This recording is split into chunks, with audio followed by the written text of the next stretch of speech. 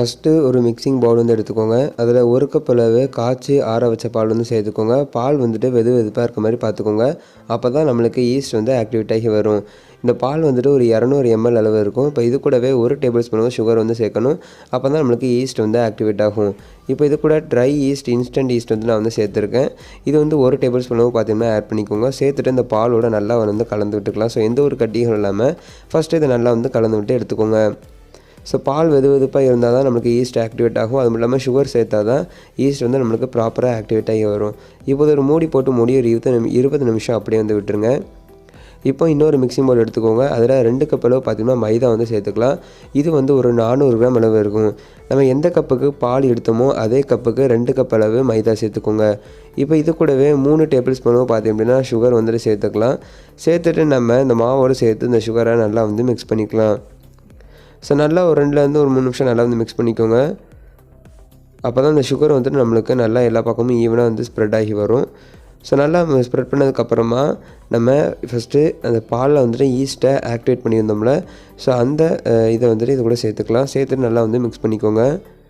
So நம்ம extra தண்ணி எதுவுமே வந்து ஆட் பண்ண போகிறது கிடையாது. நம்ம சேர்த்த பாலை வச்சு நம்ம இந்த மாதிரி மிக்ஸ் பண்ணி எடுக்க போகிறோம். எப்போவுமே இந்த ப்ரெட்டு அதுக்கு மேலே பன் எல்லாம் செய்யும்போது அதோடைய மாவு பார்த்திங்கன்னா இந்த மாதிரி தான் இருக்கணும். ரொம்ப தண்ணியாக இருக்காமல் ஒரு மாதிரி பார்த்திங்கன்னா பிசு பிசுன்னு இருக்க மாதிரி இருக்கணும். ஸோ அதுதான் இந்த கரெக்டான கன்சிஸ்டன்சி. ஸோ இப்போ இது கூட பார்த்திங்கன்னா ஒரு 3 டேபிள் ஸ்பூன் டால்டா வந்து சேர்த்துக்கலாம். நீங்கள் இதுக்கு பதிலாக நெய் இல்லை அப்படின்னா பட்டர் கூட வந்து சேர்த்துக்கலாம். நெய் பட்டர் இல்லாதவங்க நீங்கள் டால்டா வந்து சேர்த்துக்கலாம். ஆயில் வந்து சேர்க்கக்கூடாது.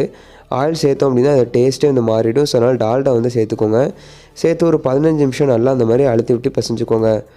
15 நிமிஷத்துக்கு அப்புறமா இந்த மாதிரி நல்லா ஒரு அகலமான பிளேட் எடுத்துகிட்டு அதில் கொஞ்சமாக வந்துட்டு டால்டா வந்து அப்ளை பண்ணிக்கோங்க. இல்லை அப்படின்னா நெய் பட்டர் வந்து அப்ளை பண்ணிக்கோங்க. ஸோ சேர்த்துட்டு நம்ம எடுத்து வச்சுருக்க மாவை ஆட் பண்ணிவிட்டு நல்லா அந்த மாதிரி பார்த்திங்க அப்படின்னா அழுத்தி விட்டு பிசைஞ்சு எடுத்துக்கலாம். ஸோ இப்போவும் பார்த்திங்கன்னா ஒரு 15 நிமிஷம் பிசைஞ்சு எடுத்துக்கோங்க. டோட்டலாகவே 30 நிமிஷம் நம்ம மாவு வந்து கரெக்டாக பிசையணும். நம்ம அந்த ப்ரெட்டு அதுக்கப்புறம் இந்த பன்லாம் செய்யும்போது அந்த மாவு பிசைறது தான் வந்து இருக்குது. ஸோ நல்லா நம்ம வந்து அழுத்தி விட்டு பிசைஞ்சோம் அப்படின்னா ப்ரெட்டு அது மாதிரிலாம் பன் எல்லாமே நமக்கு வந்து சாஃப்டாக கிடைக்கும். ஸோ நல்லா வந்து அழுத்தி பிசைஞ்சதுக்கப்புறமா அதே மிக்சிங் பவுலில் எல்லா பக்கமும் ஈவனாக டால்டா வந்து அப்ளை பண்ணிக்கோங்க. ஸோ அப்ளை பண்ணதுக்கப்புறமா நம்ம எடுத்து வச்சுருக்க மாவை இதில் ஆட் பண்ணிடலாம். ஸோ சேர்த்துட்டு மேலேயும் கொஞ்சமாக பார்த்திங்கன்னா நம்ம டால்டா வந்து அப்ளை பண்ணிக்கலாம். ஸோ சேர்த்துட்டு இதை வந்து ஒரு மூடி போட்டு மூடி ஒரு 3 மணி நேரத்துலேருந்து 4 மணி நேரம் வரைக்கும் அப்படியே விட்டுருங்க. இது வந்து நல்லா வந்து ஊறி வரட்டும்.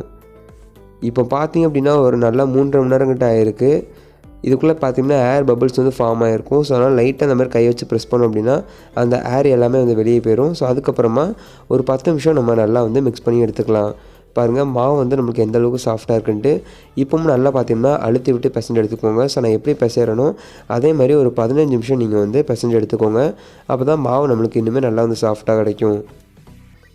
ஸோ அதுக்கப்புறமா இன்னொரு பிளேட் எடுத்துக்கோங்க. ஸோ அதில் மைதா மாவு ஈவனாக எல்லா பக்கமும் ஸ்ப்ரெட் பண்ணிவிட்டு நம்ம பிசைஞ்சு வச்சுருக்க அந்த மைதா மாவை இதில் சேர்த்துடலாம்.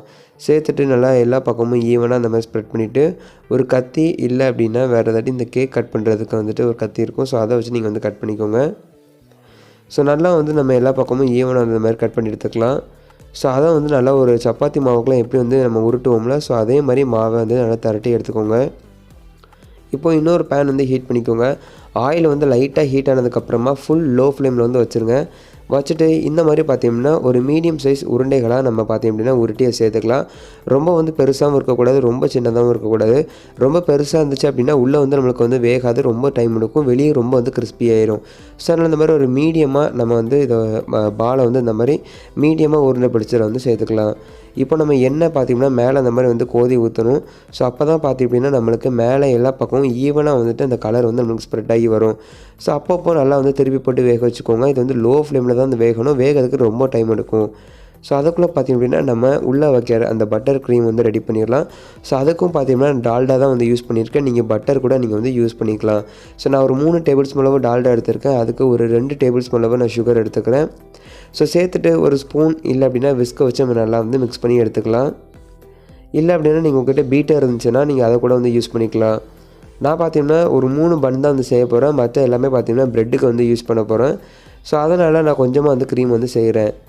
இதிலே பார்த்திங்கன்னா நம்மளுக்கு போதுமான க்ரீம் வந்து வந்துடும். பாருங்கள் ஒரு 10லேருந்து ஒரு 15 நிமிஷம் நல்லா மிக்ஸ் பண்ணியுமே நம்மளுக்கு இந்த மாதிரி வந்துடும். அதுக்கப்புறமா நம்ம பொரிச்சு வச்சுருக்க பன்னில் நம்ம இதை வந்து சேர்த்துடலாம். இப்போ பார்த்தீங்கன்னா பன் வந்து இந்த மாதிரி பொரிச்சு எடுத்துக்கோங்க. ஸோ இந்த மாதிரி லைட்டாக வந்து கலர் வந்தாலே போதும். அது சென்டரில் நம்ம வந்து கட் பண்ணணும். ஃபுல்லாக வந்து கட் பண்ணக்கூடாது. ஒரு 3/4 வாசி வந்ததுக்கப்புறமா ஸ்டாப் பண்ணிடுறோம். அந்த லாஸ்ட்டில் கொஞ்சம் வந்து கேப் விட்டுக்கோங்க. ஸோ அதுக்கப்புறமா லைட்டாக இந்த மாதிரி கையில் வச்சுட்டு நம்ம எடுத்து வச்சுருக்க க்ரீமை வந்துட்டு உள்ளே வந்து அப்ளை பண்ணிட போகிறோம். அப்ளை பண்ணி லைட்டாக ப்ரெஸ் பண்ணிக்கலாம். அவ்வளோதான். இது செய்கிறது ரொம்ப வந்து ஈஸி. அவ்வளோதான் ஃப்ரெண்ட்ஸ். இதேமாதிரி எல்லாத்தையுமே நீங்கள் பண்ணி எடுத்துக்கோங்க.